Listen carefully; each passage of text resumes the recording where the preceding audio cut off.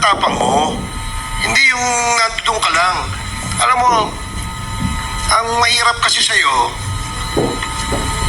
gusto lang nating malaman ang katotohanan sa likod nito. Ang dami mo ng ginawa eh. Dinamay mo pa yung mga kasama na, hindi dahil sa kasama namin sila, kundi hindi tama ang nangyari at ginawa mo. You are trying to besmirch the reputation of this committee. Itong committee ito, hindi ito gawa-gawa lamang. Ito'y pinapayagan ng ating saligang batas. Ito'y pinapayagan at pinayagan ng 300 mahigit na membro ng Kongreso na kung saan ay merong mandato ng taong bayan. Kaya wag mong pastusin ito. Yung tapang mo, nawawala eh. Tawagin mo yung kakampi mo. Ang nakakabahala po doon sa bahagi po ninyo, Colonel Grijaldo, ay naibahagi po ninyo doon sa statement ninyo na meron pong 2 miyembro ng mababang kapulungan ay di umano ay inudyok ka, kinausap ka, at para pang tinatakot ka na magsabi ng mga bagay tungkol sa issue ng EJK sa Pilipinas. Tama po ba yun? Your Honor, I would like to stand by my statement in the Senate under oath, Your Honor, and I would like to invoke my right for self-incrimination, Your Honor. Okay, but you have already stated your statement. So, Comsec, meron po ba tayong kopya nung affidavit ni Colonel Grijaldo? Your Honor, I apologize, we have not secured a copy of... But I think the very resourceful Chairman Akop will allow me to...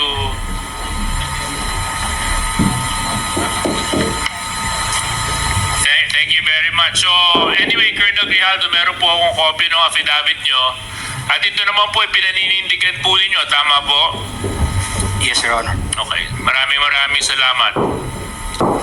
Dito po sa number 7 ng inyong sinumpang salaysay, sinabi po ninyo dito, when I entered the end room, I saw 2 lawyers of Colonel Garma standing inside the room. One of the lawyers approached me and then asked me what we were going to talk about. And you said, I said that I do not know. Number 8, after a while, Congressman Dan Fernandez entered the room and he asked me to sit beside him on the right side.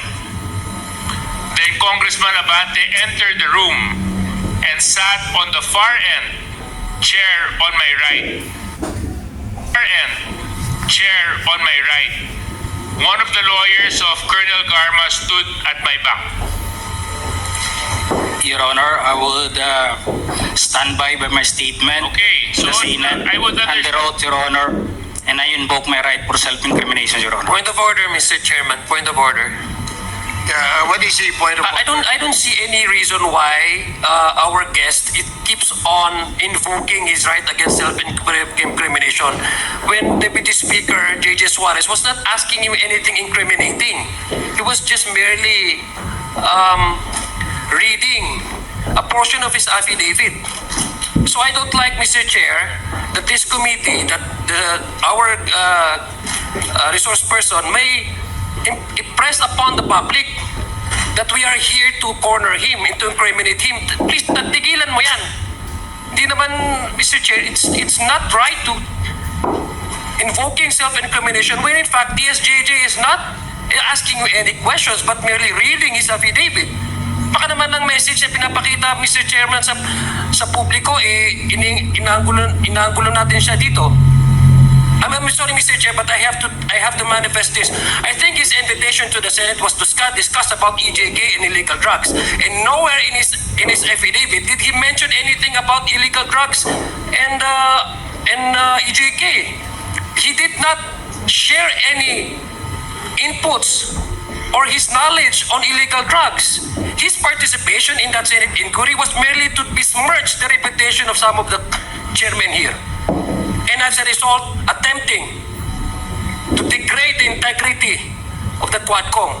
So please, I hate to admonish men in uniform. I have the highest respect for our policemen. But please, Colonel Grijaldo, stop invoking your right against self-incrimination. Nobody's asking you any incriminating questions here. Mr. Chair. And Mr. Chairman, along the line of Congressman Adjong, I don't think it's incriminating because number one, sinumpang salaysay niya po ito eh. Pirmado niya po ito eh. So how can he incriminate himself when he actually signed this affidavit? And this is a public document, Mr. Chair. So if our resource person is invoking this right to self-incrimination, I think that is out of order. Okay, I'd like to remind the resource person that the questions being asked of you are the statements you made in your affidavit. And the questions that DSJJ is asking is whether you confirm those statements that you stipulated in your affidavit. Dahil affidavit, pinirmahan mo yun, there's nothing incriminating no, dun sa tanong ni Congressman JJ Suarez. So please, answer appropriately the questions being asked by the members. Congressman Akop? Mr. Chair, may we ask the resource person the basis why he is invoking his right against self-incrimination? Yeah, please answer. What is the basis of you invoking the right against self-incrimination?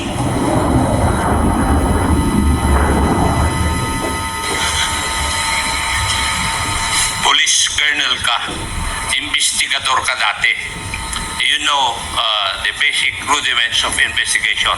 Alam mo dapat kung kailan i-invoke yung right against self-incrimination. Di po ba?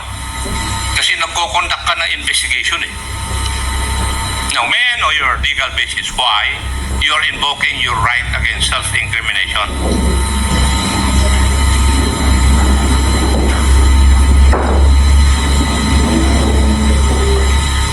Mr. Chair, if you cannot provide any basis, I think I agree with the Honorable Adjong that he should not invoke that right. Thank you, Mr. Chair.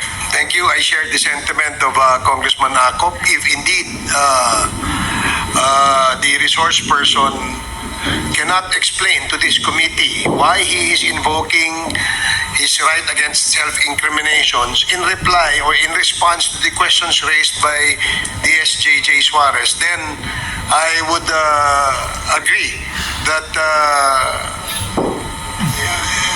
the gentleman is out of order, and perhaps do you have a lawyer with you, Colonel Grijaldo? Nandito, may abogado ka ba?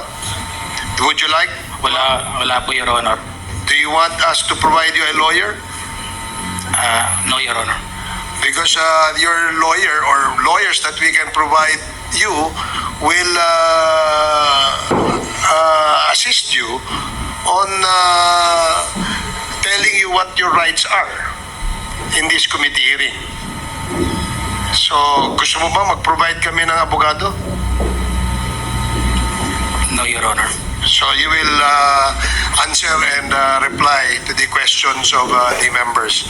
Now, DSJJ? Yes, Mr. Chair, maybe another